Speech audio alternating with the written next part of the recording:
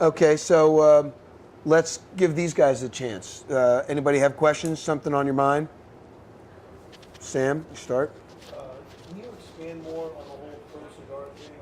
I've never really heard of that. I don't really know what it is exactly. Can you maybe expand more on what that is and what delayed your, I guess, membership, and now what caused now to be the right time for you to be a part of it? Pro Cigar it's an association of Dominican cigar makers. Okay, they became an organization. I think it was back in 1992 or something. George, you probably know the date better. I mean, it was probably 92 or 93. 93 when they finally got it. 92 when we decided people should hear what you're saying. Oh, I didn't know this was working. Yeah. And I'm a farmer, okay?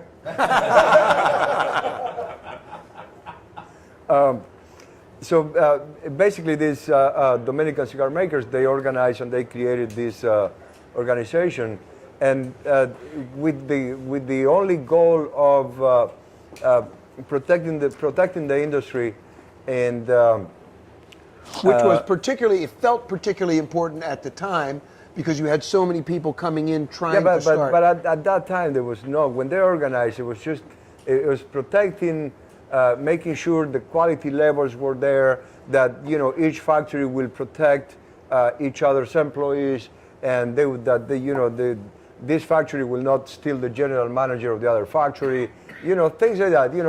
Create rules. Try and outbid you for tobacco and nonsense like that. Yeah, and basically the most important part was to promote Dominican cigars as cigar country.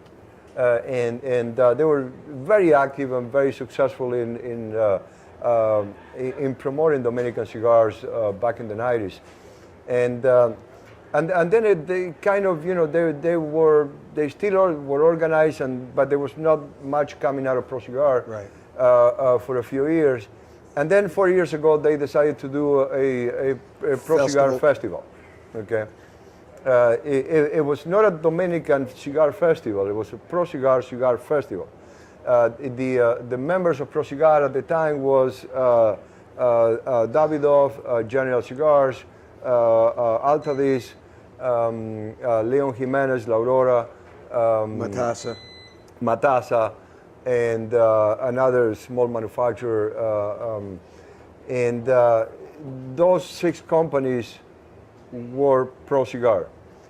So they started doing this Pro Cigar event in the month of February every year, in which you will go and there are factory tours, there's farm tours, there's golf events, there's poker tournaments, there is press conferences, there are 3 dinners each night. There is a dinner, they show you Santiago. They show you really great things about Dominican Republic, the culture, the cultural aspects of it, and they did an absolutely amazing job for years, and the festival gets even better every year and bigger. So it has become a huge event and very enjoyable for everybody that loves cigars. And I'm going to have a great time for 4 days in Dominican Republic. So we were not a part of Pro Cigar. I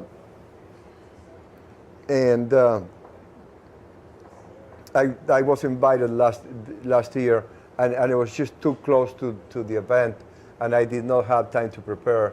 And so I told them that it was not the time for me to do it because it was just too close to the festivities, and so it kind of stayed there up in the air, and it was kind of a lack of communication. Neither they or I touched the subject again, so a few weeks ago I started to get a lot of phone calls from friends and in the industry. Litto, what's going to happen this year? Are you going to join? Or are you not going to join? And finally, I got a whole bunch of calls of friends in the industry, and finally it all happened, and we got together, and I said, I'll be a member, and I'll participate this year, and I think it was just the perfect time. great for Dominican Republic. Fuente was not part of it, and they joined last year, and then Ernesto Perez Carrillo and myself are joining this year. And with that, all the important names of the Dominican cigar industry are going to be present in the festival. And I think it's going to be just an amazing time. I'm going to enjoy it a lot. So, Cirillo? I noticed that with a lot of the younger or new cigar smokers, they're always looking for the latest and the greatest. From a manufacturing perspective, though, how did you engage with the community and have them rediscover some of the classics or some of the things that you've done for years and still great cigars, but kind of get shoved under the rug because they're not new, they're not the latest cigar? I mean, what do you all look at that like from the main? You have a mystery cigar event where everybody comes and buys one of each of all the Flor Dominicana cigars, and they figure out how good Ligeros are and Grand Maduros and Cameroons. you know, that's our job as a company, especially when we do have the opportunity to do events in retailers like this. You know, the job of myself and our salespeople, our sales team, is to talk to you guys and, you know, tell you about our different lines of cigars. You know, trying to get to know what your preferences are as far as cigar smoking and flavor preferences or strength, and, you know, try to communicate with you and you know, show you what we will have that will satisfy you as a cigar smoker. That's our job. I mean, we have to be doing that continuously, every week out there in a good retail shop, and being in contact with cigar smokers, and just transfer our message and show our product to consumers. And you know, one thing that we haven't done for forever, that we just started doing not too long ago, it was the social media. And excuse me, because, you know, I'm an older guy, you're a lot younger, and my generation is not used to what's happening in the world of social media today. And it's kind of, you know, what is this, you know? And you know, it takes somebody to really explain to you and see it with your own eyes what's happening out there, what's the new world of communications, which is a beautiful thing. And so for me to understand, okay, you know what, this is really important. You know, we need to be in touch with these guys. We need to send them press releases. And these are the guys that are communicating with the cigar smoking community through the internet. And you know, it's a major focus of our company now to be in touch, in close touch with the social media, so we can get our message across to cigar smokers. And so I think that's very important, also in the new world, in the world of today, that we are in touch with the guys that transfer all this information to the consumers. And then, you know, like something that the point is great. You know, our premium line, which was our original line of cigars, which is a milder cigar. It's not really very mild, but it's a milder cigar than we are known for nowadays. And you know, that line of cigars were not really doing much for us. I mean, it was there, it had its public, but it was not growing, it was not going anywhere, as opposed to the rest of our other lines. So we decided to repackage and rename that line of cigars, which is very important for us because it was the way we started, it was our origin. The roots. It is the roots, definitely. So we repackaged and renamed the cigars, and with the hopes that, you know, a lot of you guys will take a second look or a first look at this line of cigars and rediscover it or discover it for the first time. And it's actually happening. I mean, the line is doing very well now, and I'm very happy to see that. So very good question. And, you know, sometimes it takes a major, an extreme major like that to bring back a line that was kind of forgotten a little bit. So good question. Eric, we'll get to you, Brian. The end of the Cuban embargo anytime soon, and if so, what kind of impact would that have on the U.S. market? I think it should happen. How long is that going to last? I mean, and what's the point really? I think it will happen sooner than later, and I think there will be a new choice for you guys, a new flavor profile that will become eventually a part of your rotation, and I think it'll be exciting when it happens. And we will see the standards of manufacturing standards of Cuba, the consistency of Cuban cigars will be able to compete with cigars that come from Nicaragua and Dominican Republic, which have very high standards of quality and consistency all the time. So that's something that will be seen and will be seen in the future, in the near future, I think. But in the best of cases, all things being equal, I think it'll be great for you guys that you have one more choice of flavors to go to. Okay, and so I think it'll be a good thing. Brian? We've seen a movement into the larger ring gauges, and we've seen a lot of the other manufacturers that have been here talking. They're talking about more product in the 70 ring gauge and even bigger in some cases. Are you also seeing that movement in your lines? Well, our top out of our top 5 sellers cigars, 3 of them are 60 ring gauges, and that's what's happening. And will it be forever like that? No. Will they go to the 70s? Could be. We don't know. It's just you guys, the consumers, decide that. And will it go back to Lonsdale? Maybe. I mean, it's just that nothing stays the same. Wrapper preferences and colors don't stay the same. They change with times every few years. Sizes preference have been changing. After a few years, there's a switch, and you don't know why, but it does happen, and it will continue to happen, I think. But I hope it doesn't continue to go bigger and bigger.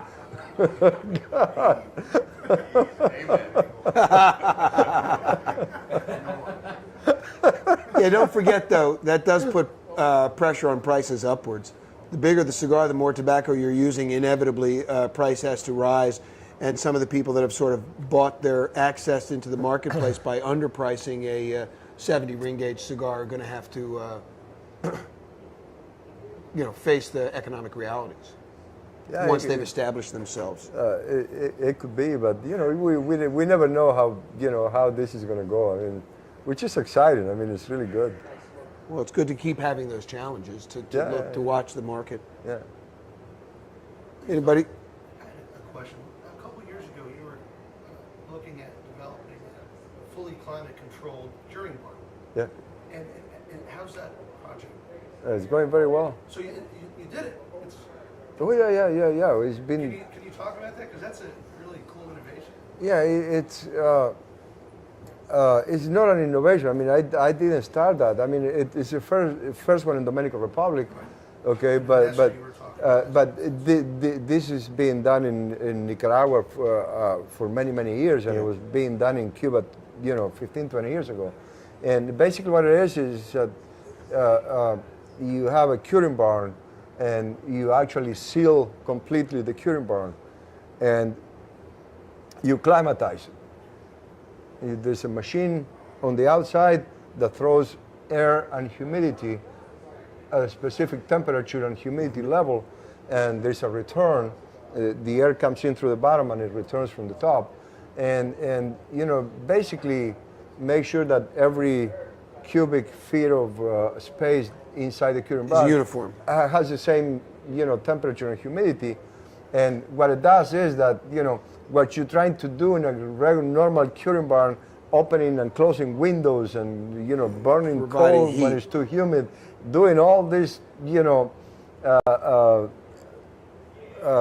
basic stuff, which never becomes, you know, it's never perfect. I mean, it's very flawed, but we try to do it naturally, and the consequence of that is that, you know, maybe 20% of the leaves in the curing barn will have a really nice color to be wrapper. Okay, when you climatize a curing barn, now the ideal will be that at least 80% of the leaves in that curing barn will have exactly the same color, and no stains or anything. So they will all be beautiful and have the same color.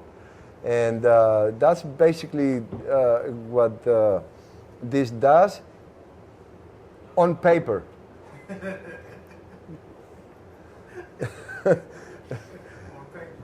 On paper, okay. So, you know, when we did it the first year, you know, yeah, okay, we had, you know, an extra 5% yield in our wrappers, and the funny thing is that, okay, you did it, didn't work. Now you have to wait until next year.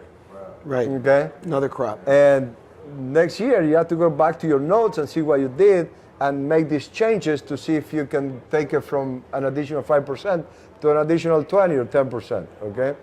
And you know, if you're lucky and you hit the jackpot, okay, you can go straight to 70%, but it doesn't, you know, usually happen. So you learn things as you go. So it takes you a few years to actually, yeah, it's great, but you got to learn how to use this device. It's the same process as learning how to ferment through any other process a new And this a is new not like, seed yeah, type. we buy this machine and we seal the curing barn and we bring an expert from Harvard in inside air conditioning or something, No. you know, to run the curing barn. You're We not don't bringing do an that. HVAC we, mechanic. you know, we do it ourselves, Right. okay? So, and that's the reason why basically we have to wait a few years and change things around, twitch things a little bit so we can get a better result in the year that we're doing it. So.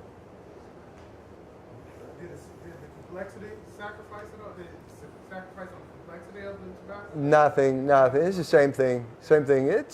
It's actually even better because there are things that happen within the leaf during the time, you know, after you take it out of the plant. There is a chemical reaction inside the leaf. There's still chlorophyll and all, you know, all these sugars and stuff. And then, you know, what happens is that there is a decomposing of these elements in the leaf. Okay, it's exactly what you see in the month of September here or October, the turning leaves, that they start turning yellow and red and all these beautiful colors. That's because, you know, there's a decomposing process of the chlorophyll inside the leaves. And if it happens all equal in all leaves, now you have a more consistent product. If it happens better in one than the other, you know, this one started to turn, going from green to yellow in 5 days, and the other one took 10 days to do, that will affect a little bit the flavor of the cigars eventually, because the leaf didn't go through the same process, because it was in a part of the curing barn that didn't have exactly the same conditions at the other part. Yeah. So basically, it helps on the having the same more consistent flavors in the leaves. But as far as changing any of the quality aspects of it, no, not at all. It's the same process. I can honestly say, I think I speak for a number of people here. Your special blends, the ones that are limited in production, are something I'm always looking forward to every year. What's going to be new? What's he going to do this time with this? You know, whether it be the small batch, you know, with the time or things like that. How do you decide what you use for those? Somebody that I don't really understand that process in general. What makes this part of the tobacco more worthy of, say, a small batch than your double Ligero line, things like that? Because I mean, I am in love with the special edition stuff that you do. So I'm curious as to how that process works. And this is one of the advantages of growing tobacco. Okay, like on Friday before, Thursday, that was my last, my last day in the Dominican Republic. It was the first tobacco from the crop, from this year's crop at the farm was coming into the factory. And it's me and 15 other guys looking at these leaves, okay, and touching it and smelling it and opening the leaves and seeing how does it compare, okay, from the tobacco from last year. And that's the first thing we look at. And it's thinner, there was a little more rain this year, the leaves are a little bit bigger, and there's going to be a lot more wrapper in the Piloto Cubano, which we never get wrapper out of it. I never look for it. First thing I saw, just looking for the back of the leaves when they're folded. I'm looking at it, and I was teaching my son, look at those leaves. There's a lot of wrapper in those leaves, and I don't have to even open those leaves. Just looking at it, I know what's happening there. And so we started opening leaves of tobacco and, looking at the colors and the evenness and the texture and the sheen, the elasticity.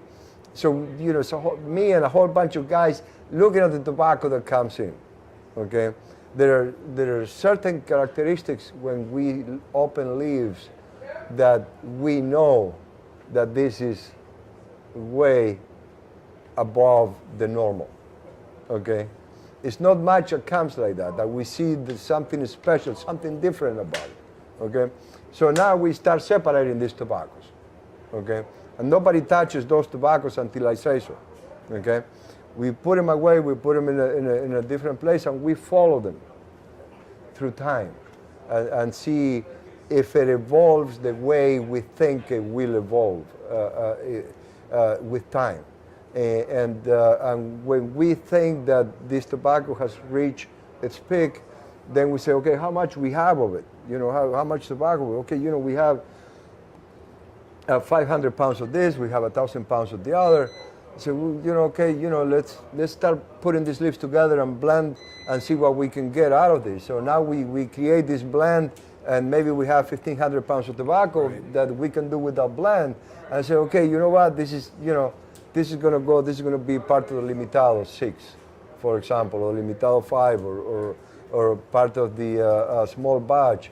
And so this is how it happens, just looking at tobacco when it comes in, which is inevitably, it's like, some of the happiest time at the factories when this tobacco start coming in, and we're all looking at it like, like kids in a candy store. Christmas morning. Yeah, it's just, really, really now the next 3 months are going to be like that at the factory. And even when I'm not there, these guys are looking at it, and they say, let's separate this when, wait for Litto to come and let him look at this. And they just love doing that. And that's how it happens. We have, a certain amount of tobacco that, we know we don't have a lot of it. And so, and that is the reason that, when we do put something that is limited out there, it comes to an end, and it actually comes to an end. Right. And basically it comes to an end because we don't have any more of that.